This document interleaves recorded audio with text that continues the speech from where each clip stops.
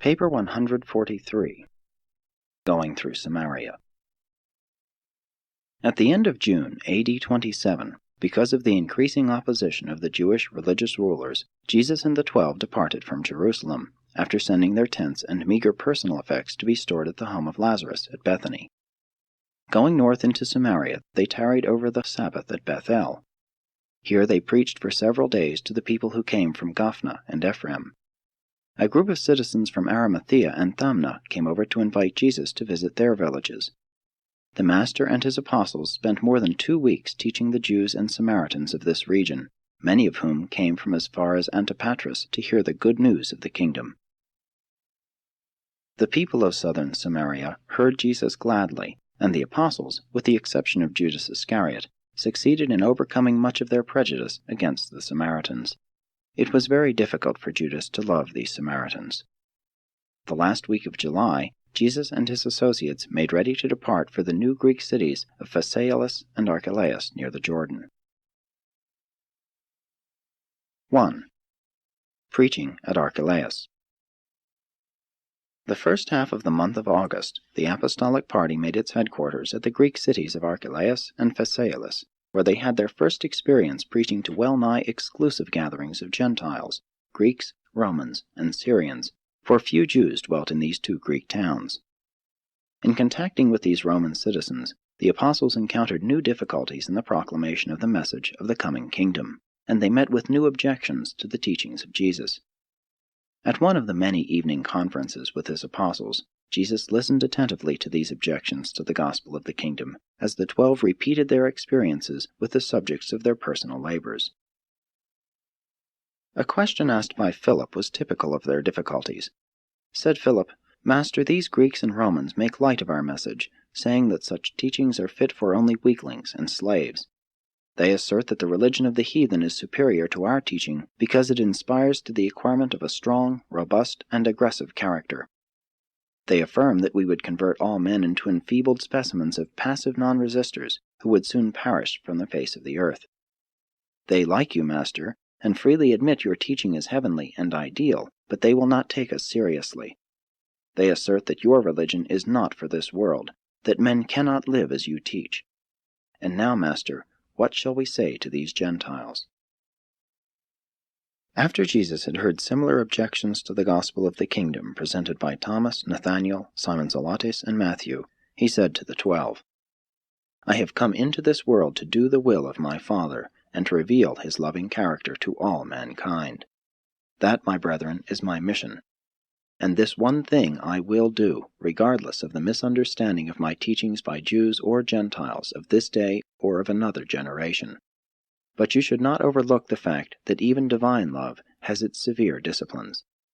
A father's love for his son oftentimes impels the father to restrain the unwise acts of his thoughtless offspring. The child does not always comprehend the wise and loving motives of the father's restraining discipline. But I declare to you that my Father in paradise does rule a universe of universes by the compelling power of his love. Love is the greatest of all spirit realities. Truth is a liberating revelation, but love is the supreme relationship. And no matter what blunders your fellow men make in the world management of today, in an age to come the gospel which I declare to you will rule this very world.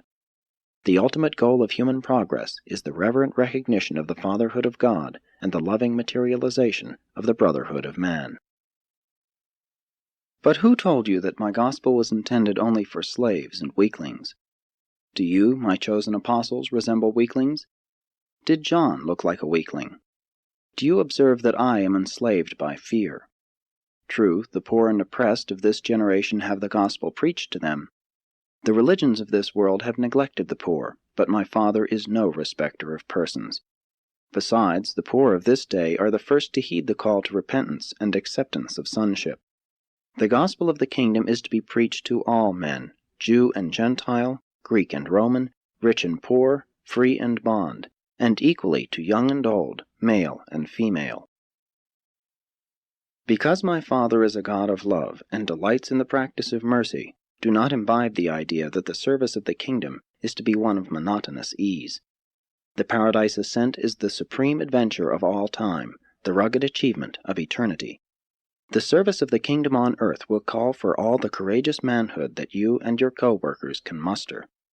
Many of you will be put to death for your loyalty to the gospel of this kingdom. It is easy to die in the line of physical battle when your courage is strengthened by the presence of your fighting comrades, but it requires a higher and more profound form of human courage and devotion, calmly and all alone to lay down your life for the love of a truth enshrined in your mortal heart.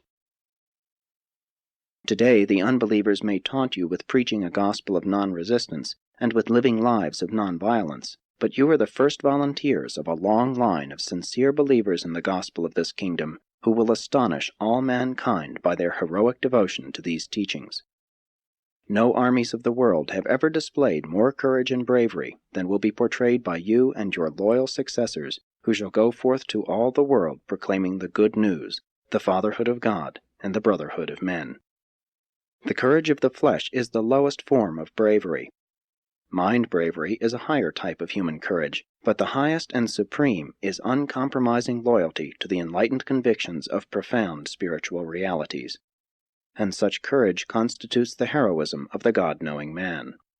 And you are all God-knowing men. You are in very truth the personal associates of the Son of Man.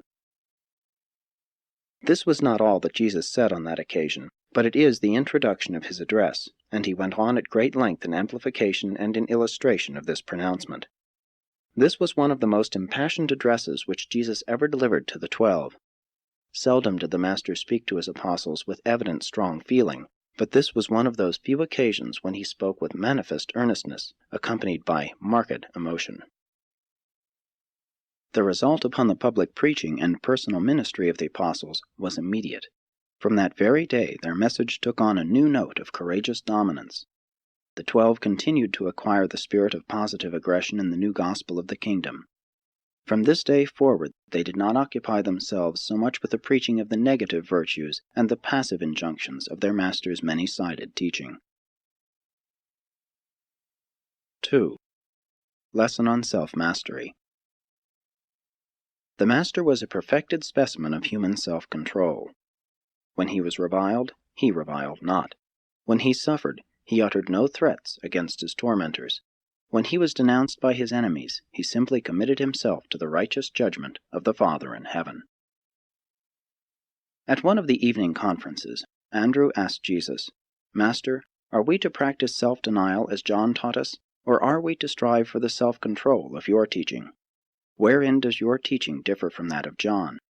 Jesus answered, "John indeed taught you the way of righteousness in accordance with the light and laws of his fathers, and that was the religion of self-examination and self-denial. But I come with a new message of self-forgetfulness and self-control. I show to you the way of life as revealed to me by my Father in heaven. Verily, verily, I say to you, he who rules his own self is greater than he who captures a city. Self-mastery is the measure of man's moral nature and the indicator of his spiritual development. In the old order you fasted and prayed. As the new creature of the rebirth of the Spirit, you are taught to believe and rejoice. In the Father's kingdom you are to become new creatures. Old things are to pass away. Behold, I show you how all things are to become new. And by your love for one another, you are to convince the world that you have passed from bondage to liberty, from death into life everlasting. By the old way you seek to suppress, obey, and conform to the rules of living. By the new way you are first transformed by the Spirit of truth, and thereby strengthened in your inner soul by the constant spiritual renewing of your mind, and so are you endowed with the power of the certain and joyous performance of the gracious, acceptable, and perfect will of God. Forget not, it is your personal faith in the exceedingly great and precious promises of God that ensures your becoming partakers of the divine nature. Thus, by your faith and the Spirit's transformation, you become in reality the temples of God, and His Spirit actually dwells within you. If, then, the Spirit dwells within you, you are no longer bond-slaves of the flesh, but free and liberated sons of the Spirit. The new law of the Spirit endows you with the liberty of self-mastery in place of the old law of the fear of self-bondage and the slavery of self-denial.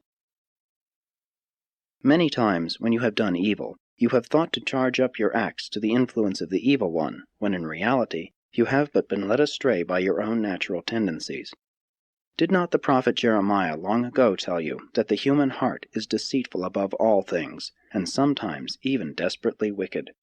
How easy for you to become self-deceived, and thereby fall into foolish fears, diverse lusts, enslaving pleasures, malice, envy, and even vengeful hatred. Salvation is by the regeneration of the Spirit, and not by the self-righteous deeds of the flesh. You are justified by faith, and fellowshipped by grace, not by fear and the self-denial of the flesh, albeit the Father's children who have been born of the Spirit are ever and always masters of the self and all that pertains to the desires of the flesh. When you know that you are saved by faith, you have real peace with God, and all who follow in the way of this heavenly peace are destined to be sanctified to the eternal service of the ever-advancing sons of the eternal God. Henceforth, it is not a duty, but rather your exalted privilege to cleanse yourselves from all evils of mind and body, while you seek for perfection in the love of God. Your sonship is grounded in faith, and you are to remain unmoved by fear. Your joy is born of trust in the divine word, and you shall not therefore be led to doubt the reality of the Father's love and mercy. It is the very goodness of God that leads men into true and genuine repentance. Your secret of the mastery of self is bound up with your faith in the indwelling Spirit, which ever works by love. Even this saving faith you have not of yourselves. It also is the gift of God. And if you are the children of this living faith, you are no longer the bondslaves of self, but rather the triumphant masters of yourselves, the liberated sons of God. If then, my children, you are born of the Spirit, you are forever delivered from the self-conscious bondage of a life of self-denial and watch-care over the desires of the flesh, and you are translated into the joyous kingdom of the Spirit, whence you spontaneously show forth the fruits of the Spirit in your daily lives. And the fruits of the Spirit are the essence of the highest type of enjoyable and ennobling self-control, even the heights of terrestrial mortal attainment, true self-mastery. 3. Diversion and relaxation. About this time, a state of great nervous and emotional tension developed among the apostles and their immediate disciple associates. They had hardly become accustomed to living and working together. They were experiencing increasing difficulties in maintaining harmonious relations with John's disciples. The contact with the Gentiles and the Samaritans was a great trial to these Jews. And besides all this, the recent utterances of Jesus had augmented their disturbed state of mind. Andrew was almost beside himself. He did not know what next to do, and so he went to the Master with his problems and perplexities. When Jesus had listened to the apostolic chief relate his troubles, he said, "Andrew, you cannot talk men out of their perplexities when they reach such a stage of involvement, and when so many persons with strong feelings are concerned. I cannot do what you ask of me. I will not participate in these personal social difficulties, but I will join you in the enjoyment of a 3-day period of rest and relaxation. Go to your brethren and announce that all of you are to go with me up on to Mount Sartava, where I desire to rest for a day or 2. Now you should go to each of your 11 brethren, and talk with him privately, saying, 'The Master desires that we go apart with him for a season to rest and relax.' Since we all have recently experienced much vexation of spirit and stress of mind, I suggest that no mention be made of our trials and troubles while on this holiday. Can I depend upon you to cooperate with me in this matter? In this way privately and personally approach each of your brethren." And Andrew did as the Master had instructed him. This was a marvelous occasion in the experience of each of them. They never forgot the day going up the mountain. Throughout the entire trip, hardly a word was said about their troubles. Upon reaching the top of the mountain, Jesus seated them about him while he said, "My brethren, you must all learn the value of rest and the efficacy of relaxation. You must realize that the best method of solving some entangled problems is to forsake them for a time. Then, when you go back fresh from your rest or worship, you are able to attack your troubles with a clearer head and a steadier hand, not to mention a more resolute heart. Again, many times your problem is found to have shrunk in size and proportions while you have been resting your mind and body." The next day, Jesus assigned to each of the 12 a topic for discussion. The whole day was devoted to reminiscences and to talking over matters not related to their religious work. They were momentarily shocked when Jesus even neglected to give thanks, verbally, when he broke bread for their noontide lunch. This was the first time they had ever observed him to neglect such formalities. When they went up the mountain, Andrew's head was full of problems. John was inordinately perplexed in his heart. James was grievously troubled in his soul. Matthew was hard-pressed for funds, inasmuch as they had been sojourning among the Gentiles. Peter was overwrought, and had recently been more temperamental than usual.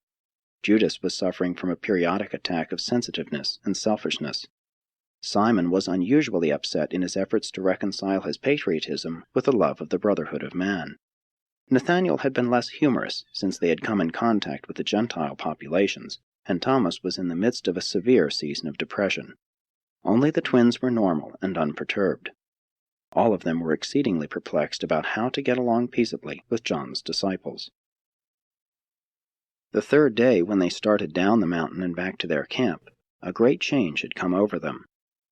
They had made the important discovery that many human perplexities are in reality non-existent, that many pressing troubles are the creations of exaggerated fear and the offspring of augmented apprehension. They had learned that all such perplexities are best handled by being forsaken. By going off, they had left such problems to solve themselves. Their return from this holiday marked the beginning of a period of greatly improved relations with the followers of John. Many of the 12 really gave way to mirth when they noted the changed state of everybody's mind and observed the freedom from nervous irritability which had come to them as a result of their 3 days' vacation from the routine duties of life. There is always danger that monotony of human contact will greatly multiply perplexities and magnify difficulties. Not many of the Gentiles in the 2 Greek cities of ARCHELAIS and Phasaelis believed in the gospel, but the 12 apostles gained a valuable experience in this, their first extensive work with exclusively Gentile populations. On a Monday morning, about the middle of the month, Jesus said to Andrew, "We go into Samaria." And they set out at once for the city of SYCHAR, near Jacob's well. 4. The Jews and the Samaritans. For more than 600 years, the Jews of Judea, and later on those of Galilee also, had been at enmity with the Samaritans. This ill feeling between the Jews and the Samaritans came about in this way. About 700 years B.C., Sargon, king of Assyria, in subduing a revolt in central Palestine, carried away and into captivity over 25,000 Jews of the northern kingdom of Israel, and installed in their place an almost equal number of the descendants of the Cuthites, Sepharvites, and Hamathites.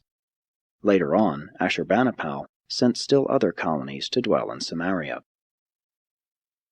The religious enmity between the Jews and the Samaritans dated from the return of the former from the Babylonian captivity, when the Samaritans worked to prevent the rebuilding of Jerusalem.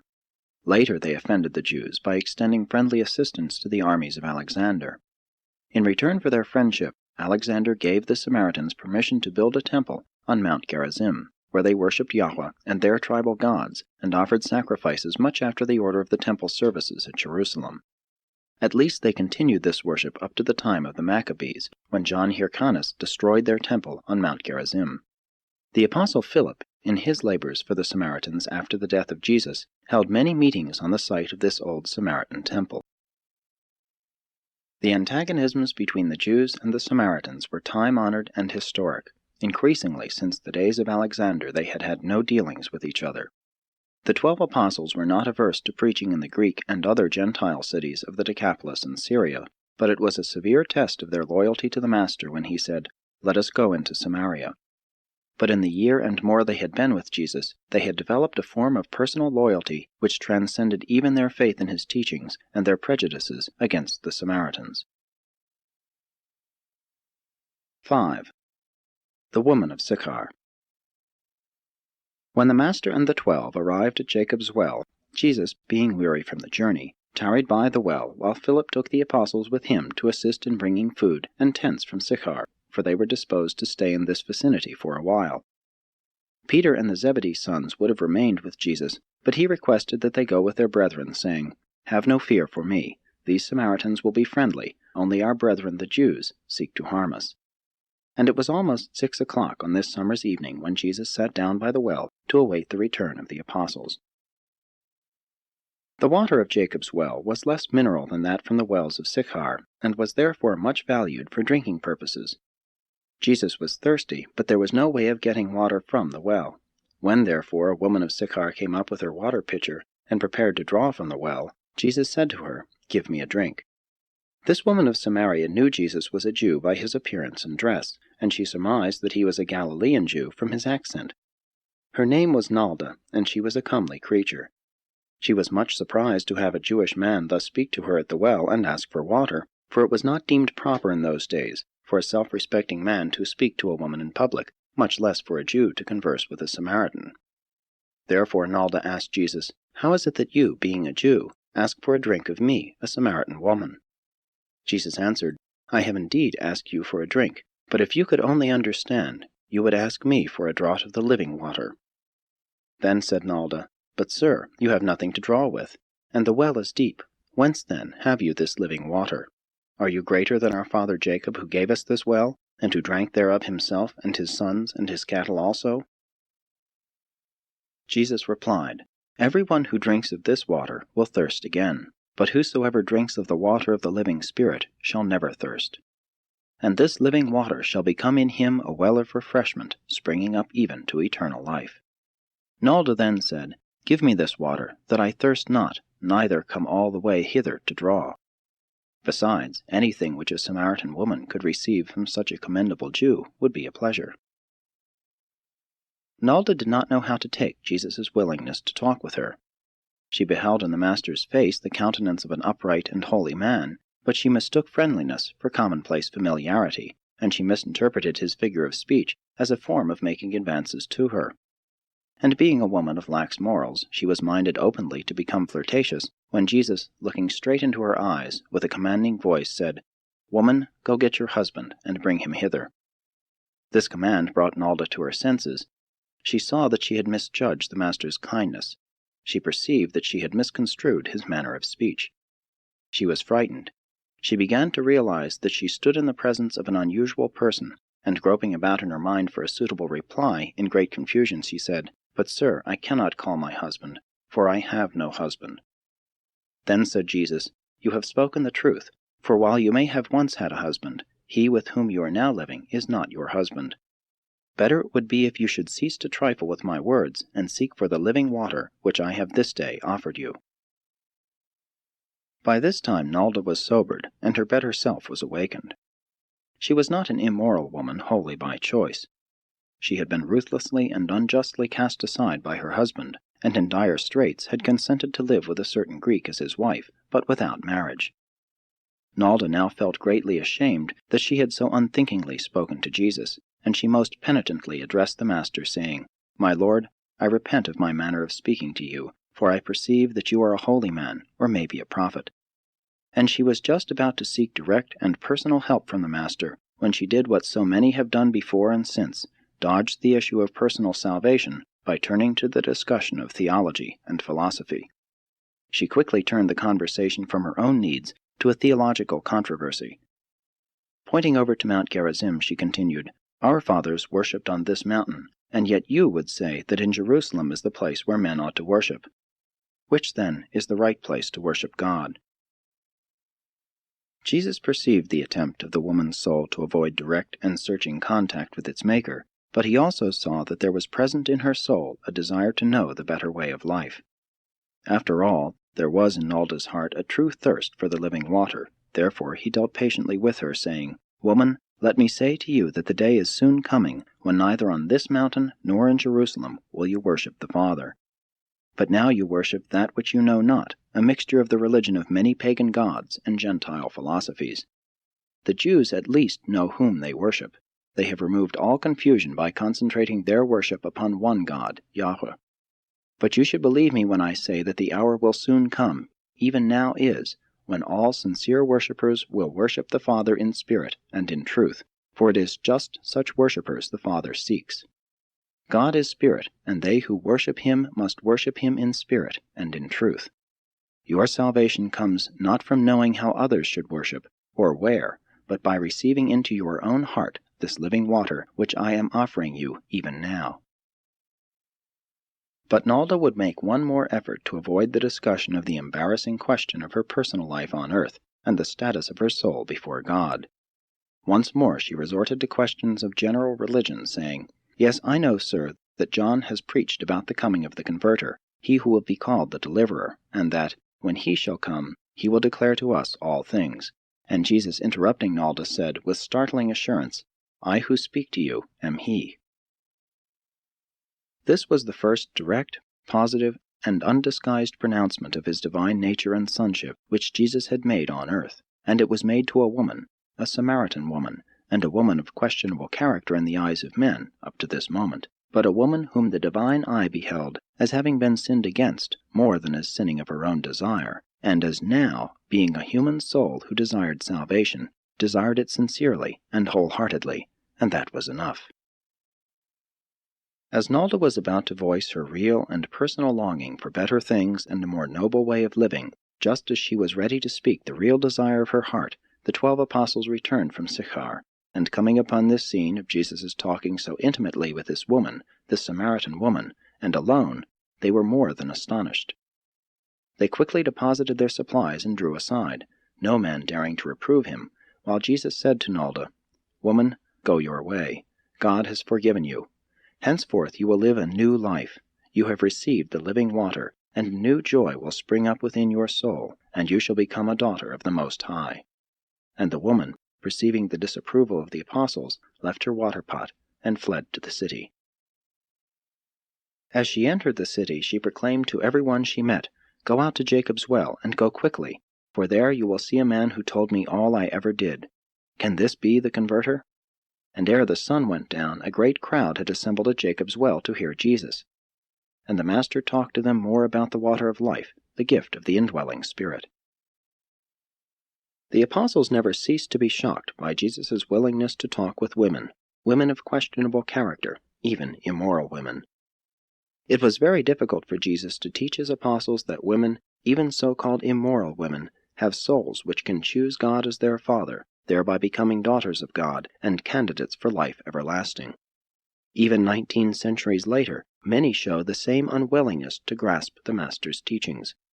Even the Christian religion has been persistently built up around the fact of the death of Christ, instead of around the truth of his life. The world should be more concerned with this happy and God-revealing life than with his tragic and sorrowful death.